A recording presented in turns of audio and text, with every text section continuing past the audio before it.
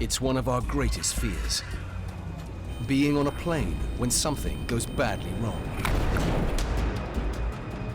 This series reveals what it's like to live through catastrophic events on board an aircraft. I just had visions of being burnt alive on this plane. Using footage that captured these terrifying moments. And hearing from those who survived them. Everyone looked tense in their seats. It felt like this could be their final moments of their lives. I looked out to see some of the engine flying off. At that point, I planned to meet my maker. These are the world's worst flights. All right, we're gonna land field right here.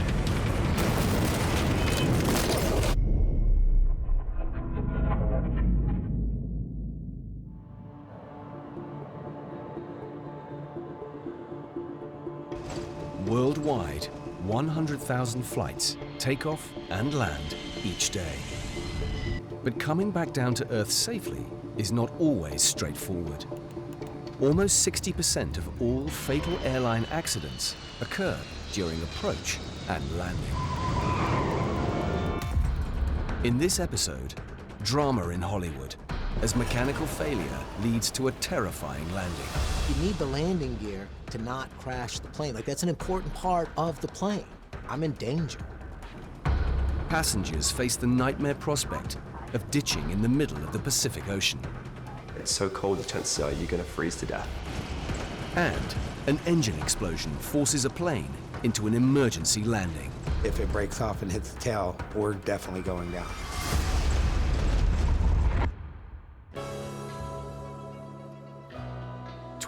September 2005. LA-based comedian and filmmaker Dave Reinitz was on his way to Hollywood Burbank Airport to catch an afternoon flight to New York. It was a particularly stressful day. Just my girlfriend and I had had a big argument the night before. My girlfriend dropped me off, and we had a very cold departure. She was upset with me, and I was really just wanting to sleep for 5 hours, 6 hours, get to New York and do my thing. Dave was filming a documentary in New York and carried a video camera in his hand luggage. Also on board was journalist Alexandra Jacobs, who was 6 months pregnant. This was going to be the last flight to New York before I had the baby, and I was eager to see, my parents lived in New York, and I was eager to see them.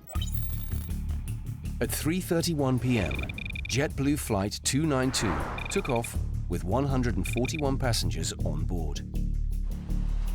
Conditions for the 2,500-mile journey to New York were good. The flight started really super normal. You know, they give you the, hey, this thing will float, don't, put your tray table up. And it was a very straightforward start to things. I guess it was maybe 15 or 20 minutes into the flight, it became something was up. The pilot came on and said, hey, we're having a little technical difficulty. When he made that announcement, I remembered I had a video camera. So I reached up and I got out the video camera and I started filming from inside the cabin. Dave recorded events around him. Several rows ahead, close to the front, was fine art consultant Lisa Schiff. The pilot came on and said, hello everyone. I don't know if you've noticed, but we haven't reached altitude. 20 minutes after takeoff, they were still cruising above California at 14,000 feet. He said, we're getting an unusual signal about our landing gear. That was a big red flag for me. People were already stressed. And some people were dealing with it quietly, and other people, there were upsets throughout the cabin.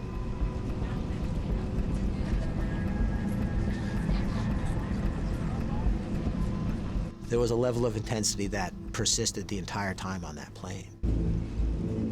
In the cockpit, an error message indicated a potential landing gear fault. But the crew had no way to see underneath the plane to check.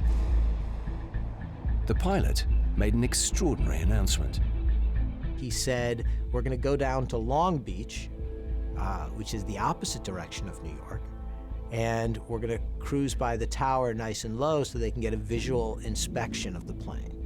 So that got a little more serious, like somebody needs to look at this thing. I remember thinking, a flyby, like this is a jet plane. A flyby from Top Gun? For me, it was just, I was already starting to panic.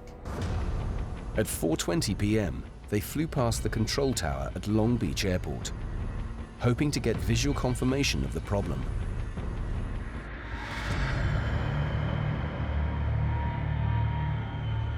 The tower confirmed that the front wheels of the plane were twisted 90 degrees. Like, you need the landing gear to not crash the plane. Like, that's an important part of the plane. So the fact that that was messed up was scary. I'm in danger. Things were about to get even more surreal for the passengers. The pilot and air traffic control had been informed that TV news crews had picked up on the story. Live TV feed from Channel 4 in Long Beach. Yes, I know I'm on candid camera. They made their presence known. Flight 292's plight was being broadcast live across the nation. And incredibly, Dave and the other passengers could watch on board.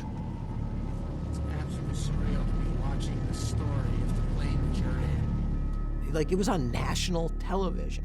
It was, and then I clicked, and it's on every station. It's like, this is what they're covering. Suddenly, the pilot made an announcement. I've been told by both the company as well as our in-flight crew that apparently we've made the news. I'm sorry about that. I apologize for any apprehension that this is causing you. They had like every military pilot giving their assessment of what our chances of survival was. I freaked out. Your heart is racing and the adrenaline is going through as if someone is chasing you and trying to kill you. The Airbus A320 was loaded with 31,600 pounds of jet fuel, which could ignite if the landing went wrong. At this point, what I'm doing is burning off additional fuel. We took off with a full load of fuel to go out to New York. We're currently drilling holes in the sky around the south part of Los Angeles, primarily to burn the fuel load down to a more suitable level. We then flew out over the ocean for like 45 minutes. And that silence was really freaky. You start to think about what is going on. This was 2005. The memory of 9/11 was still very fresh. This idea that something horrible could happen, I think, was in all our minds. The plane continued circling, and minutes turned into hours. There were the people like me who instantly went hysterical. I started crying. The guy next to me is like, we're gonna be fine. I'm like, no, we're all gonna die. And then there were doers, people who needed a job. The thing I got out of filming was it gave me a role. I had something to do. So it gave me the opportunity to get out of my own head a little bit.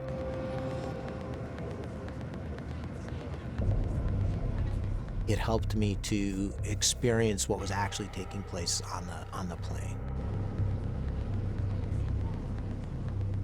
Picture of the people holding hands, I mean, it's a moving moment. I mean, to see people that intensely connected in a high-pressure situation.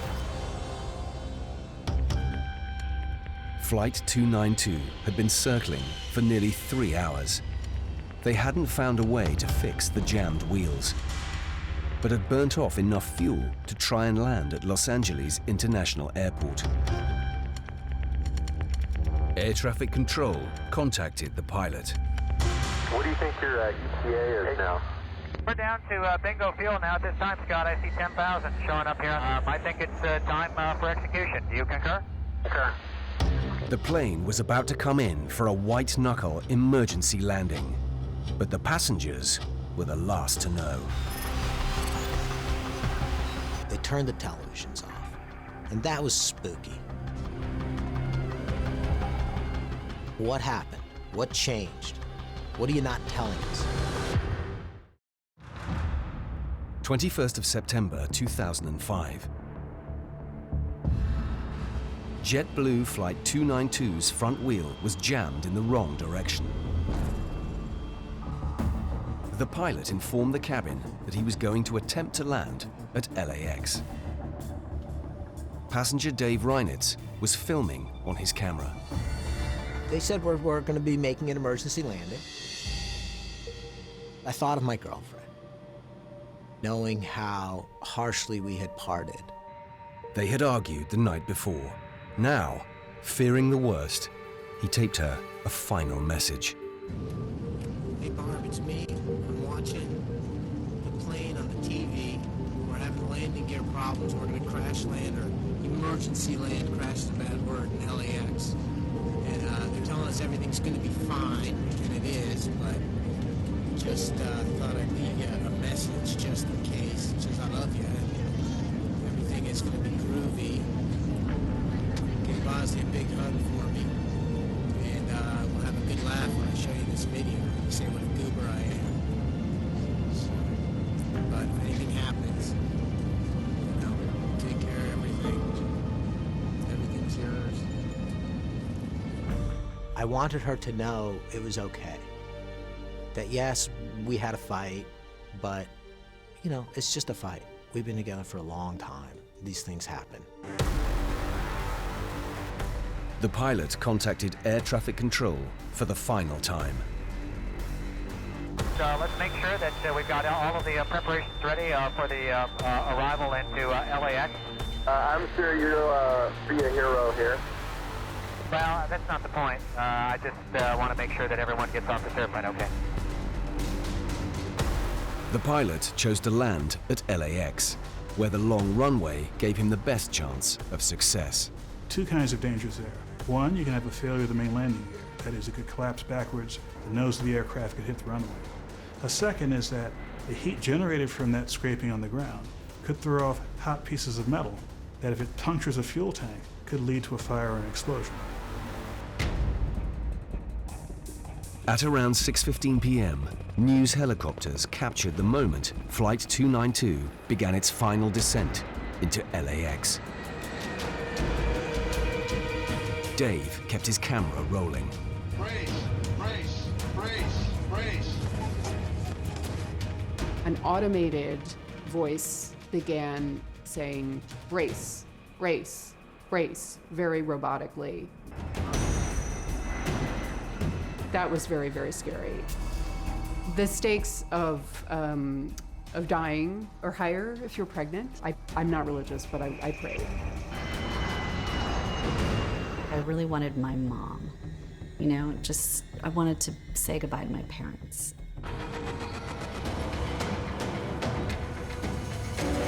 As we come in, when we first felt like we hit pretty hard.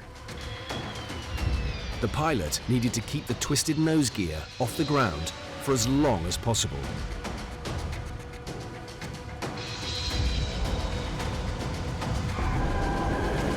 You started to smell burning rubber. Intense, thick smell of burning rubber. I felt heat coming up. I was scared. There might be an explosion. We're slowing down. And then all of a sudden it got quiet for an instant.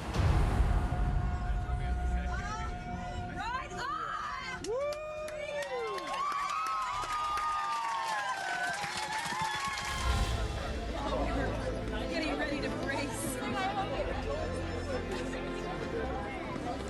Hey, good job, thank you. Take care. The pilot opened the door and he put his hand up like this. I remember hugging him on the way out. He was so good. I mean, he was a great landing. Oh, wait, that's me. Oh my God, that's me. I've never seen this before. Wow, we are so lucky.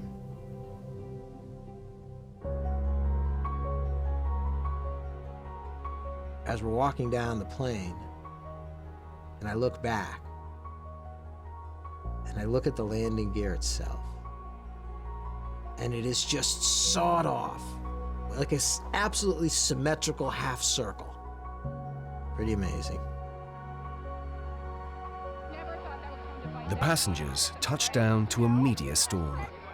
But it wasn't only cameras there for Alexandra. My husband was there waiting for me. It was just great to see how much he loved me.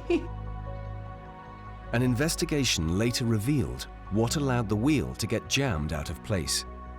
Part of the anti-rotation mechanism had fractured and separated due to fatigue. The Airbus steering system at the time didn't let the crew correct the wheel. This system has since been fixed. Even for people like myself who've been around aviation for a long time, frankly, I'd never seen a situation where an aircraft landed with a nose wheel twisted in this manner. All 147 people on board were unhurt, thanks in large part to the skill of the pilot.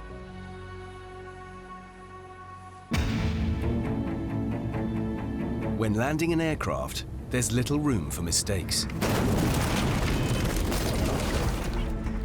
And pilot error is the leading cause of airline accidents. This CCTV from LaGuardia Airport in 2013 shows Southwest Airlines Flight 345 coming into land nose first. The front landing gear collapsed and the plane skidded off the runway. Also in 2013, Asiana Flight 214 approached San Francisco Airport too low and hit the sea wall. Of the 307 people on board, 3 died and another 186 were injured. But sometimes extreme weather conditions are to blame. Dubai 2016. These passengers escaped a devastating fire when sudden wind changes caused their plane to crash land. All 300 on board survived, but 1 firefighter died.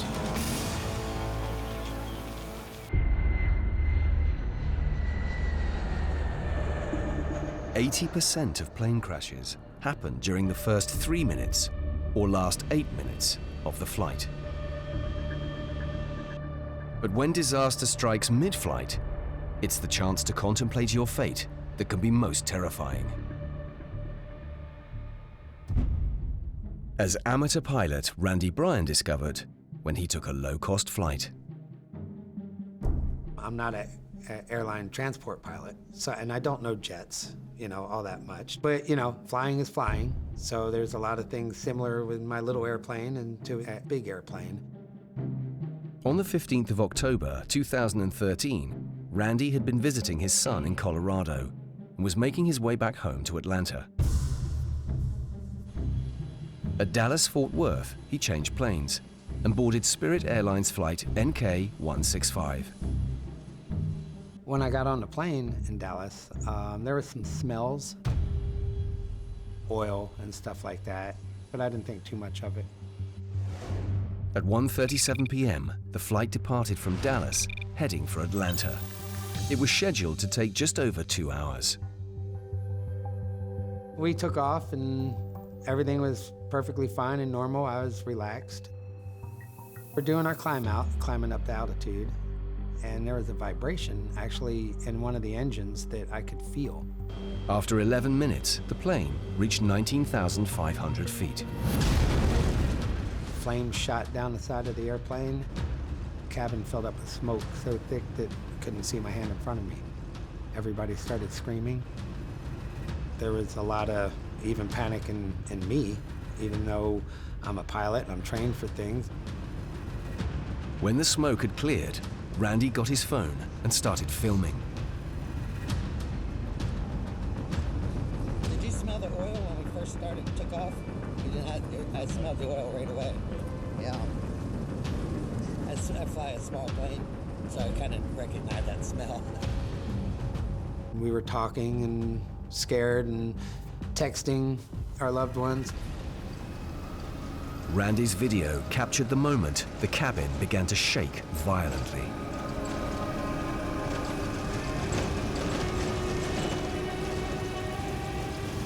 Some people thought it was my hand shaking, but it wasn't. I was actually shaking more than the video shows, not less.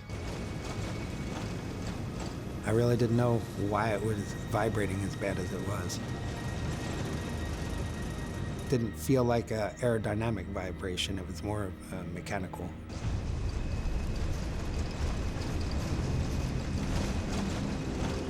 The big military guy sitting next to me, you know, he was all nervous. I don't care who you are, it's a scary experience.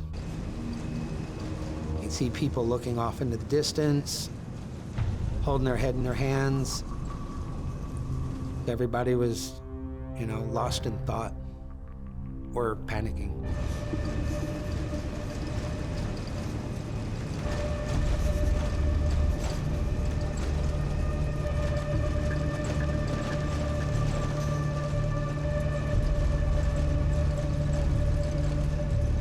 The pilots didn't say anything, the stewardesses didn't say anything.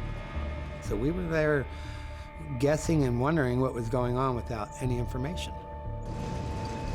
18 minutes after the explosion, the flight crew finally made an announcement to the cabin.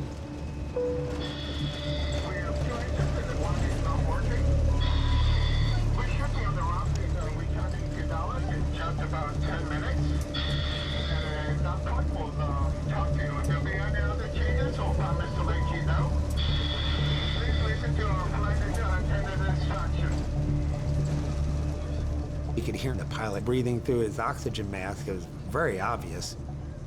So every other word is which, you know, worried us even more. It's like, okay, he's on oxygen and we're not. Randy and the other passengers were not told why the pilots had their oxygen masks on. But he knew whatever was happening was a real threat to the plane.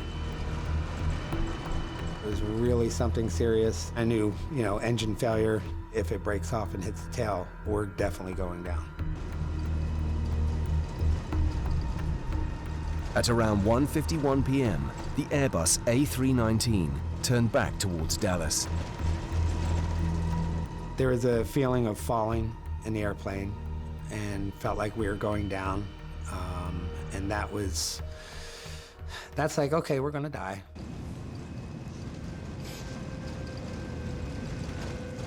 At that point, I didn't want to see anything. I didn't want to look around, didn't want to do anything. So I buried my head under my jacket.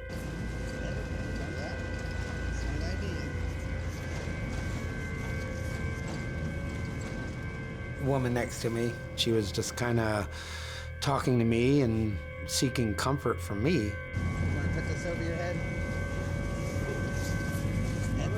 Yeah, just in case.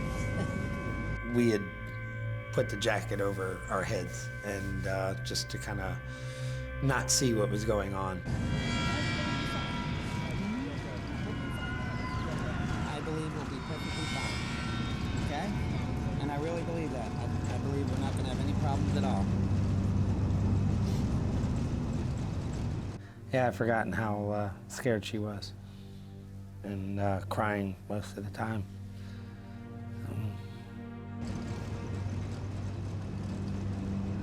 This is what pilots train for. We've got to trust our pilot.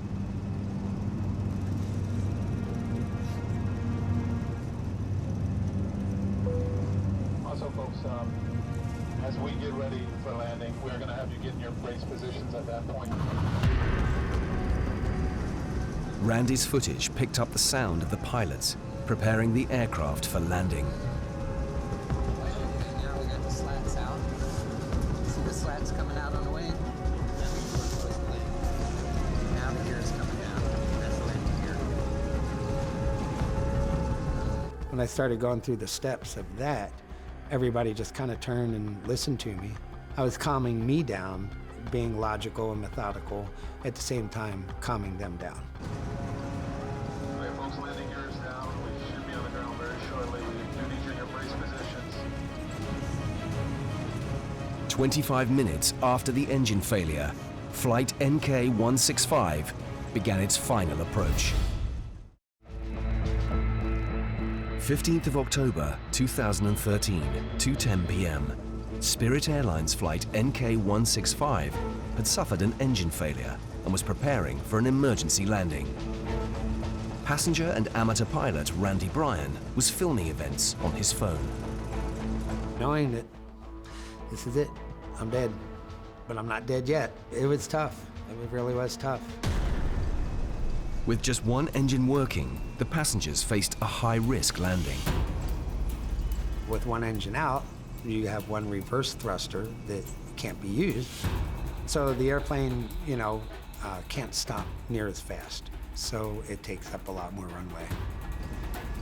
Could have been other damage to the control surfaces, speed brakes. We were braced for impact.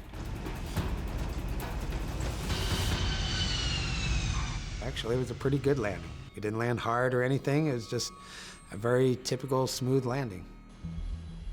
At Dallas, all 145 passengers disembarked, with no injuries reported. An investigation revealed that 11 minutes after takeoff, the plane began to vibrate when cracks inside the turbine caused the engine to overheat. By the time it was shut down 4 minutes later, large sections of the engine had been destroyed. If the turbine discs had been blown off, the plane would have been in grave danger. They're heavy, thick metal discs.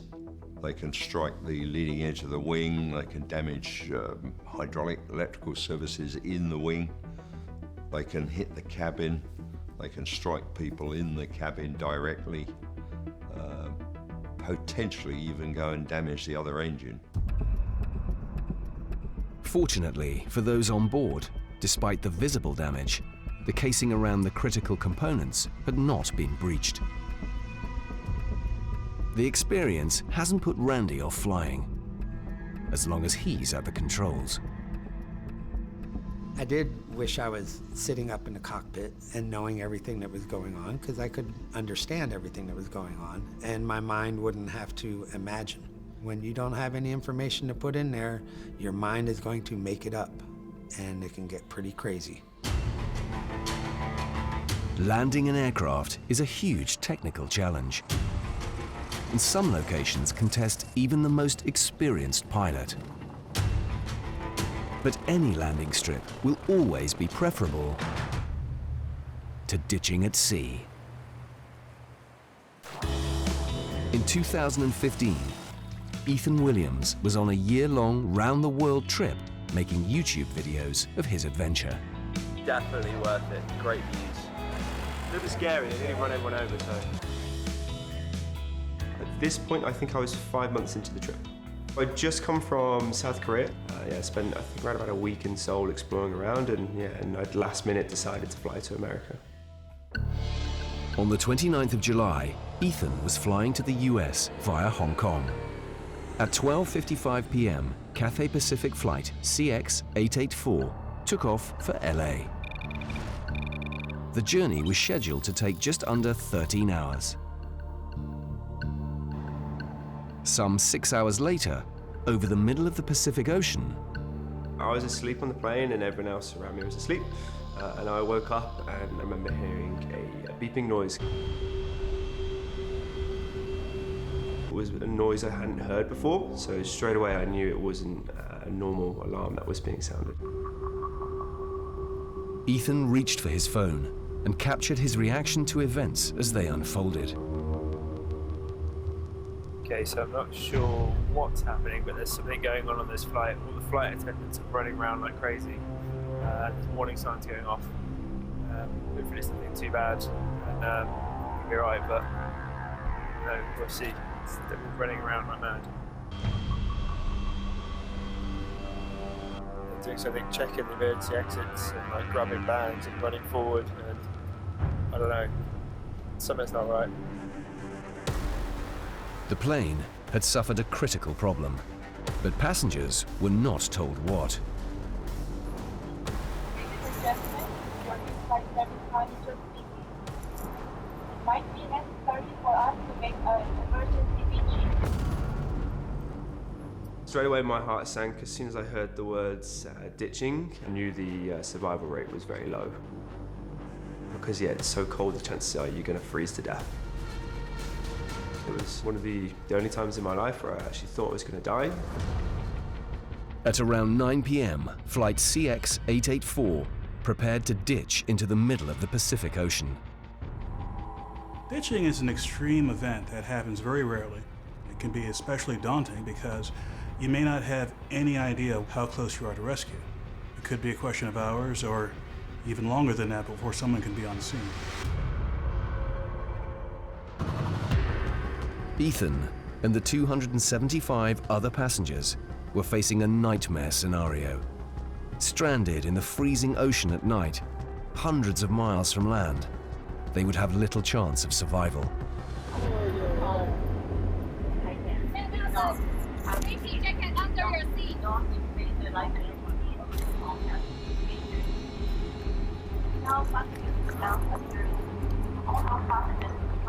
We all know the life vests are under your seat, but actually taking it out and ripping it out of that package was a very strange feeling. That was when you kind of think, wow, okay, this is really happening. You can look around the plane and you can see everyone else is doing the same thing, pulling on their life vest. I remember at that point thinking it was a pretty serious situation. Put your hand on the face, put your hand. Flight attendants helped the passengers to prepare for landing at sea. My brace position's good.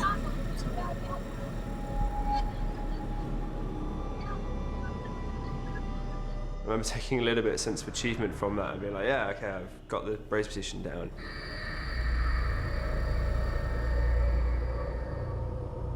The cabin went strangely silent and everyone was just sat there in their own little moments.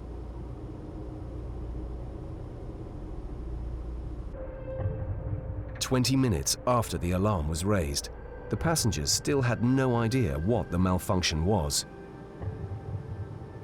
The cabin crew made an announcement.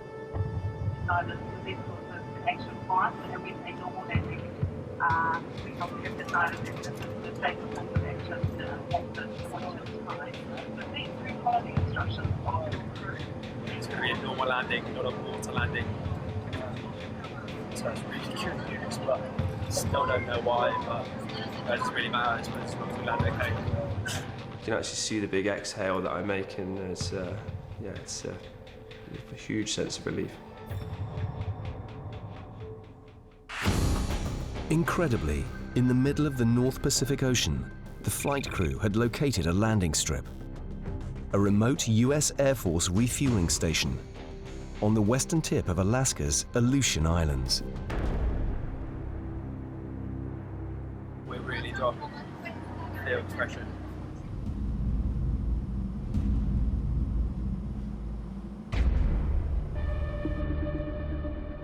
As flight CX-884 approached the remote airstrip, it still wasn't out of danger. Ethan could only hope for the best. They just warned us that we were going to be having a particularly heavy landing because we still had a lot of fuel on board. And they actually warned us that the brakes could potentially catch fire at this point because we were so heavy.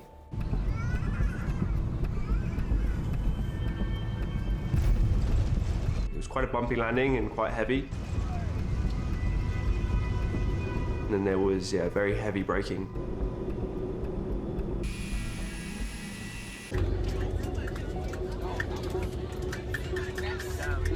Landed. Yes. 8.5 hours after takeoff, they were safe. You could see the relief in people's faces. Everyone was very relieved and happy to be on the ground and the situation was at least over. The details of the airline's investigation into the incident have not been made public, but they did release a brief statement. An equipment cooling fan below the floor had failed, and the crew noticed smoke around the cockpit area. You could have the fire essentially eating through wires and the aircraft being in such a condition that's no longer flyable. But the decisions made by the crew and executing their emergency procedures and landing that aircraft kept this technological problem from getting out of hand.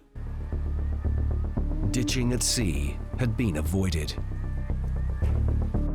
In the end, the fault was minor enough that they could land normally. But when complex and integral systems on an aircraft go wrong, landing is fraught with danger. 29th of December 2014. Gatwick was packed with people jetting off to enjoy some winter sun. Catherine Sterling and Alison Northcott were in a group of friends going to Las Vegas for a special birthday celebration. We all turned 40 within sort of 3 months of one another, so I thought, what a great excuse to go out and celebrate. I think we hadn't done anything like it before. It's going to be an amazing experience.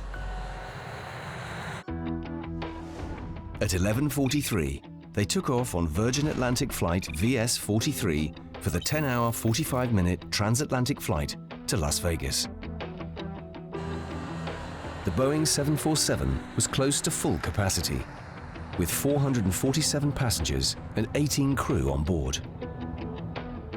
As we were still climbing and gaining altitude, I remember hearing a noise. I can only describe it as a clunk. It sounded underneath the plane. It was enough for me to think, what was that? But not so much to be concerned.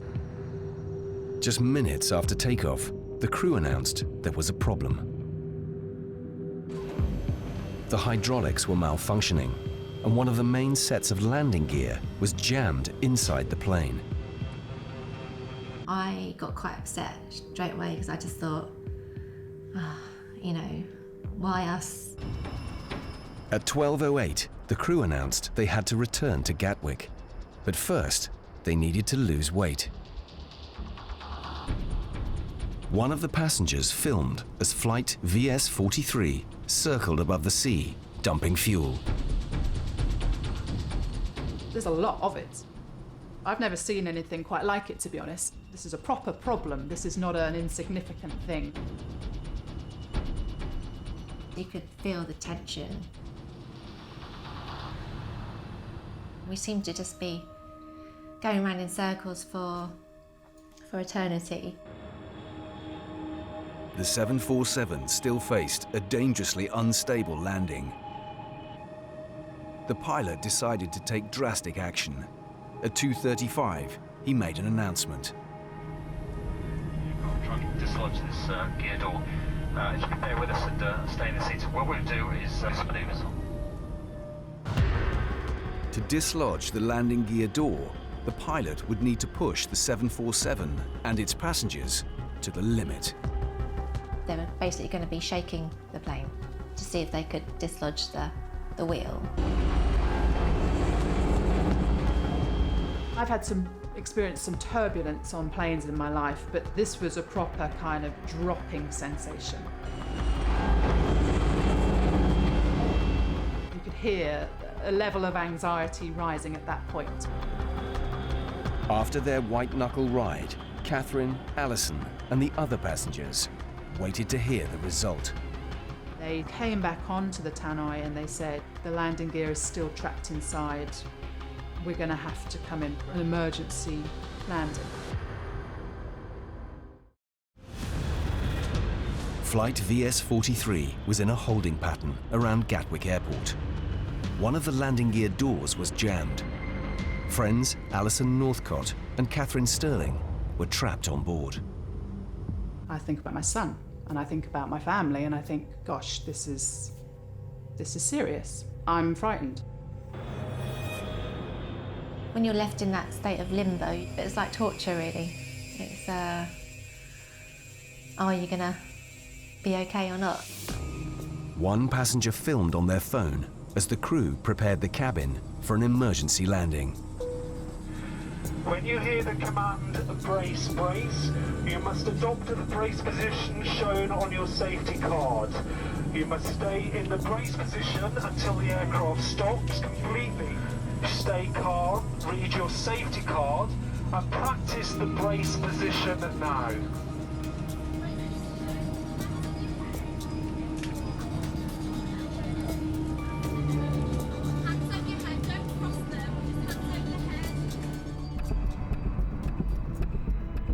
Amateur footage captured the moment VS-43 began its heart-stopping final approach. It was just so tense and just an emotional roller coaster, really. Thinking, when we land, the plane will fall, the wing will smash through the window, and I'm there by the window. The fire service at London's Gatwick, they don't want anybody to move seats on this aircraft or stand up or change position whatsoever. They secure the aircraft in position with a jack on the right-hand side. So please, once we have landed and the aircraft has come to a complete stop, we kindly ask that you do not move out of your seats. 4 hours after takeoff, the 300-ton 747 came back in to land at Gatwick.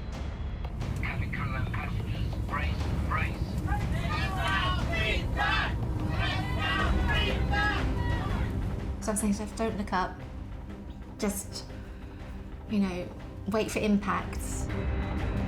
The hydraulic fault meant they were landing without all the wheels down, and it also affected the plane's ability to brake.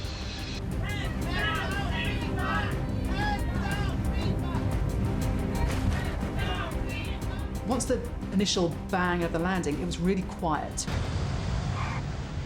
You're used to hearing that sort of hydraulic noise of the brakes. There was none of that. We were just kind of gliding. The aircraft was down, but could topple over at any second. I remember looking up to sort of see out of the window as I was in that sort of brace position. And I could see the ambulances and the fire engines. Emergency services and ground crew rushed to stabilize the plane. The guys up here are just saying that we just need to keep this aircraft stable. It's just that when people start to move off the aircraft, we're worried about. So obviously we're taking every precaution at the moment so nothing does happen. I was thinking, please, nobody get up and panic, and we shouldn't move from our seats in case we then topple. Everyone's 100% safe now, so, chill out, relax, because there's nothing to worry about. So just bear with us for a little while longer. We really appreciate your patience. As soon as the aircraft was secured and the passengers unloaded, an investigation began. It concluded that a moving part of the landing gear used to extend and retract the wheels was installed upside down. One of the things that came out of the accident report was you've got to make sure that it's impossible to fit these critical components the wrong way round. Build it in a way that it physically can't be done. And the aviation world is really, really good at learning from things when they go wrong, and changes have been put in place. All 465 passengers and crew on board flight VS-43 were safe and unharmed. I just remember being physically shaky and exhausted from having cried a lot. I'd have to say it was the worst experience. It just brings things very acutely into focus. How fragile life can be and how things can change in a moment without you having any sort of control over it.